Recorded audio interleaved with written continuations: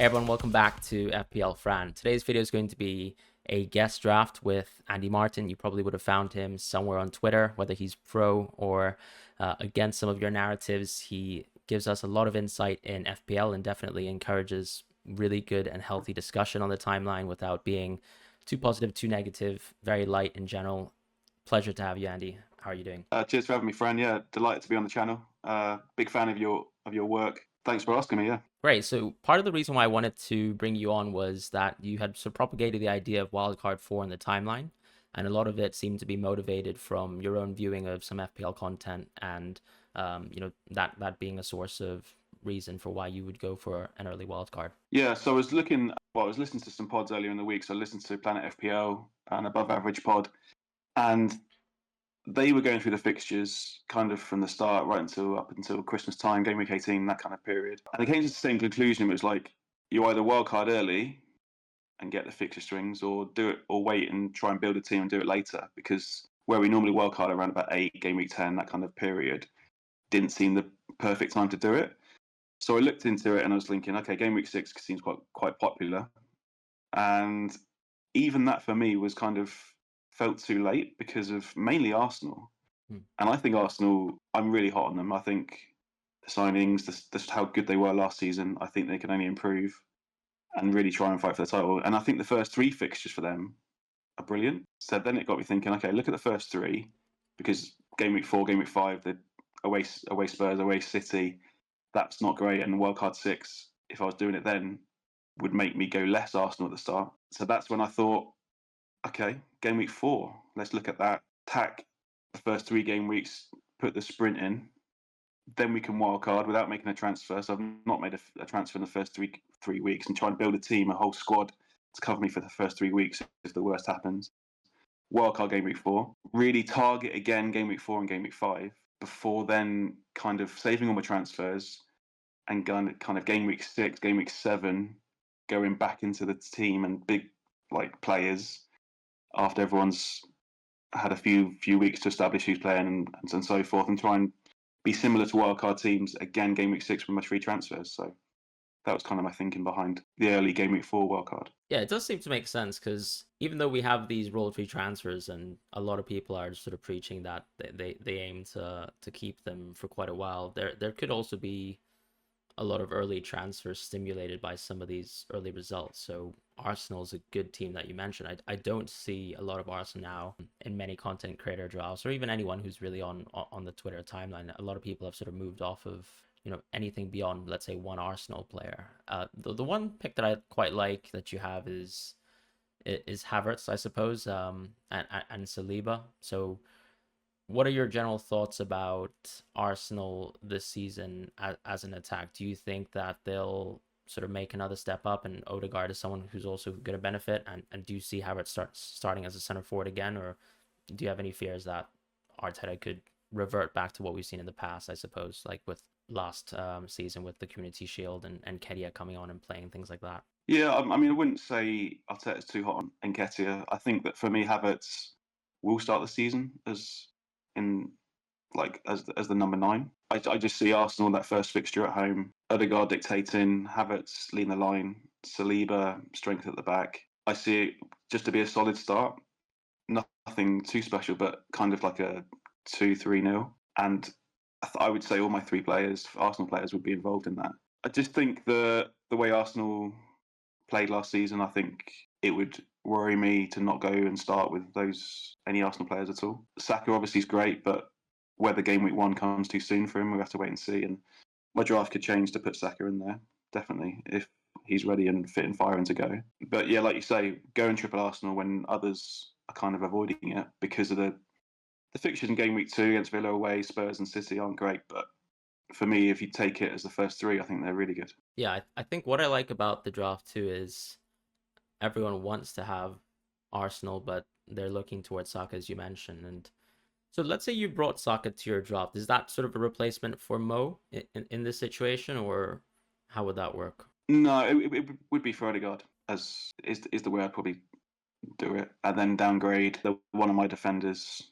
Probably wouldn't have an expensive keeper like Leno on the bench, and find the extra 2 million that way, I think. No, I'm curious because I think some people have some differing ideas on Salah, and I can see that you're a little bit anti-Haaland right now, and most people have their eyes set on game week 2 for Haaland, but clearly Chelsea away is a slightly tougher fixture in game week 1. Are you just envisioning that Salah is going to still start the season very strong, given the fixtures are there? Yeah, Salah.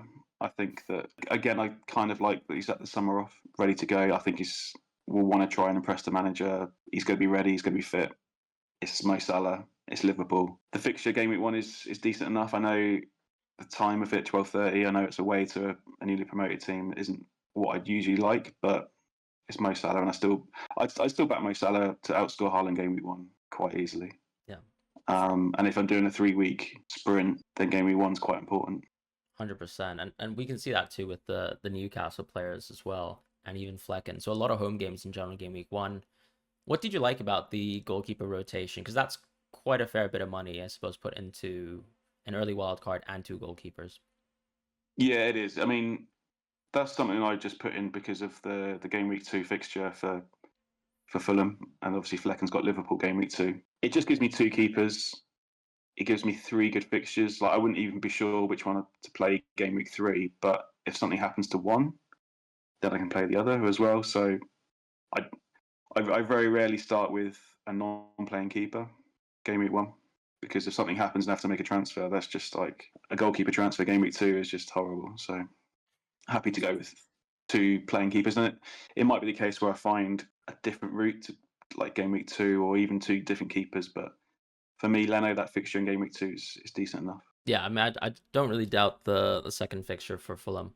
I like that you're also rotating with Fulham through Muniz and Hudson-Odoi. Was there any consideration to, let's say, maybe the alternative, something like Chris Wood plus Andreas, or why have you landed on this sort of almost pair of rotation? I don't trust Chris Wood's minutes, and I don't trust. Well, I want to see if Awani is fit or close to being fit. So if he's anywhere near fitness, I really don't trust Chris Wood minutes at all. I like Gibbs White. If I can kind of find money for that, I'd be prepared to switch Hudson-Odoi for Gibbs White. But yeah, for me, Wood is never an option. I think it's those strikers, and Muniz game week 2 looks again decent. Yeah, it makes sense. I mean, I guess you could always squeeze in a little bit of money if you can find a 4.5 that maybe does Leno's job in game week 2, and if you could even, if you'd like to, of course, downgrade a defender as you mentioned. But I quite like the draft as it stands.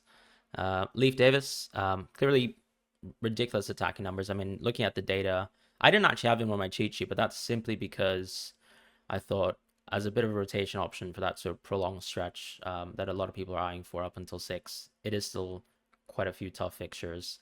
But what do you like about him? I suppose obviously a lot of it comes down to just how prolific he is as an attacker. Yeah, I think he's great attacker. He's playing more as a forward left than anything really. I watched quite a bit of him in the Championship as Leeds were trying to chase Ipswich down, and they didn't slip up. They just kept going, and Leif Davis was one that just kept going, kept crossing, kept scoring. It's like, okay, really great ex Leeds as well. So I'm pleased he's doing well. And for me, again, it's the fixtures and the reliability.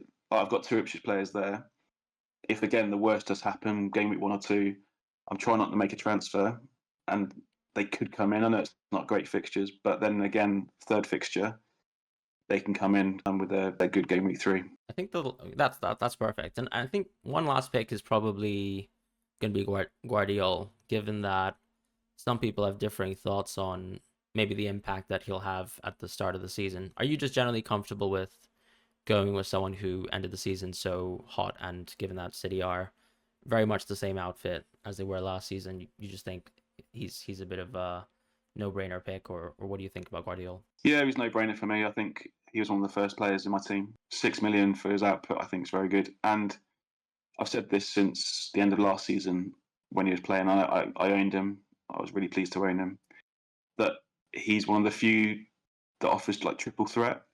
So he can get on the end of set pieces and score headers. He can get assists because he's playing left wing a lot of the time. And City are still probably up there with Arsenal as the best defence, so it's clean sheet potential as well. So there's not many players that have that triple threat of assists, goals, and cleans. Like Saliba has the goals and clean sheets. threat, but Gvardiol's got the assist threat in there as well. So for me, it is a no-brainer. Yeah. That's fair. And I probably won't ask about Trent Munoz because I feel like they're just very obvious picks as well, very much in the same mold. I'm curious to think about generally how you conceive about X-Men. So, for example, we talked about, let's say, Wood and Awani, and there are some managers in the league who tend to change things on a dime. Like, I think Pep is even a good example of that. Is there anything that you do specifically to kind of keep track of players' X-Mins, or how do you kind of build that sort of profile in your head of teams and who's a relevant player and who's not? Yeah, I look at my teams and go, okay, who's standing out? Who's the talisman? Who is their like focal point around? And I think with the players there, that the replacement for these players I've got in my squad aren't there. So there's not going to be a sub necessarily like for any of my players that are equally as good as what they offer. So yeah, they could get sub, but I think for me, these are players that are integral to how their team set up and how they work. So I'm always looking for that kind of player that is going to stay on the pitch as long as possible. If someone like Chris Wood has got A1E on the bench, who's such a valid replacement for him, if there's a game where he's struggling, that could be pre-60 sub and it's not ideal. Then suddenly you've got a problem. And I don't think I've necessarily got that. I think the manager trusts all these players. I mean, with one thing I want to mention as well, I mean, the one probably most at risk is Muniz, because he's 5 million and the fixtures aren't great, and I probably do plan to bench him kind of maybe game week 2. So is that kind of too much? 5 million for someone that's benching, but he is great. So It's a good point actually, because Crystal Palace have a good fixture in game week 2, but then you're also probably keen on actually playing more attackers in that week. yeah, Yeah, and I think that's a good segue to sort of just looking at the fixture. Well, perfect. Switching gears, we have the fixture difficulty for match day 1 to match day 3. This is based on my friend 11FI's own model. So he profiles team strengths on attack and defense, and you can kind of see the implied clean sheets and expected goals for teams. I just thought it'd be useful to talk about just revisiting match days 1 to 3 with you, because it lines up with your wildcard for trajectory. And maybe we can even discuss, as we just talked about Munoz, for example, looking at clean sheets. It doesn't seem like Crystal Palace is that high compared to where we tend to think about them as a quality defense. So is there anything sticking out to you as maybe alternatives that you can go for in place of Munoz? yeah, definitely. I mean, Livramento is certainly in my mind for those Newcastle fixtures. For me, I think he's a great defender. It gives me another 0.5 in the bank as well. It's just if Newcastle don't hit it off, and I've got triple Newcastle sat there, it's kind of a bit daunting. It's kind of eggs in basket for Newcastle. Please do well. And with Muniz, the clean sheet isn't necessarily like be all and end all kind of thing. So he's so attacking, but he's certainly one in my draft that I'm thinking, yeah, the Palace clean sheet isn't great odds and doesn't look that good when I've got other options, especially if I could just go 3 at the back as well and kind of maneuver it around. I'll put another midfielder in there or go a different route with it. But it's certainly a position where I can perhaps change it. Yeah. But looking at Muniz and his stats, it's just anything like he finished last season. Is just, it looks like he could get plenty of returns. You're right, actually. I think he takes a ridiculous amount of shots compared to all the other attacking fullbacks in the league. I was even comparing him to like Sapporo, probably healthy, very much close there. And I guess at 5.0, the only competing pick is Udogi, and I'd still say tentatively Munoz looks better, arguably, based on what we've seen. But it is, I suppose, a smaller sample size than what we've seen from, some of the Spurs fullbacks. But I do like him a lot, and I had the misfortune of watching him score versus my country, Spain, in West Ham Stadium a couple months ago. So he's Nice. definitely very exciting. In terms of maybe the attacking fixtures, once again, it's like you said, match day 1, great fixtures for Arsenal. You also have some Newcastle players in your team. Was there any thought to maybe, something like even a Brentford player potentially, like someone like Mbumo that could fit in your draft as well? Do any of these numbers stick out to you? Yeah, certainly. And Bremo is the only one that would stick out for Brentford, but it's a sacrifice somewhere else. I don't think I would particularly. I don't think they're like games where there are going to be a lot of goals in them, but certainly he could be involved if they do score. So yeah, it's a consideration, but I don't think he'll be in Bremo to start with. No, that's fair. And I guess the way this would swing, post match day 4, after you would have effectively wildcarded, the landscape does change a bit. So, looking back to where we were just comparing Aston Villa, Brighton, even Palace, arguably quite high on both the clean sheet side of things and even some of the projected goals. Where do you see your draft generally moving towards in terms of maybe key players or key teams that you're looking forward to targeting? Yeah, I think Gameweek 4 for me on the wild card, it would be kind of perhaps one player from the big teams. So like one from Liverpool, one from Arsenal, one from City, but then really attack 4 and 5 on like Villa, Brighton, Chelsea players that are doing well, and still have those transfers, like I said, in the bank. So looking at Gameweek 4 and going, okay, who's done well so far? Game week from the first 3 weeks, who's standing out for their team, and then attacking the fixtures. Certainly Villa, certainly Brighton, I think, as well as the key players for the top teams. And then Game week 6 is another transition when everyone plays wildcard or close to playing their wildcard, bringing back in the Arsenal guys. Then Game week 7 is bringing back in the City guys. So I think that's how I'll be using the first 7-8 weeks. No transfers until 6 with a wild card in the middle of it. Yeah. Yeah, I think the key point that you mentioned once again is you're not going to use transfers, so you can still treat your team as if it was a wild card 6 with the free transfers that you've saved up. So I quite like that general logic. And then for all the people who are planning for wildcard 6, like I am sort of tentatively myself now, I would have missed out on potentially some earlier Arsenal returns, or even potentially, let's say, Salah returns if he does really well, and I've gone, for example, a Haaland only draft, that kind of thing. Yeah, I think that's quite interesting.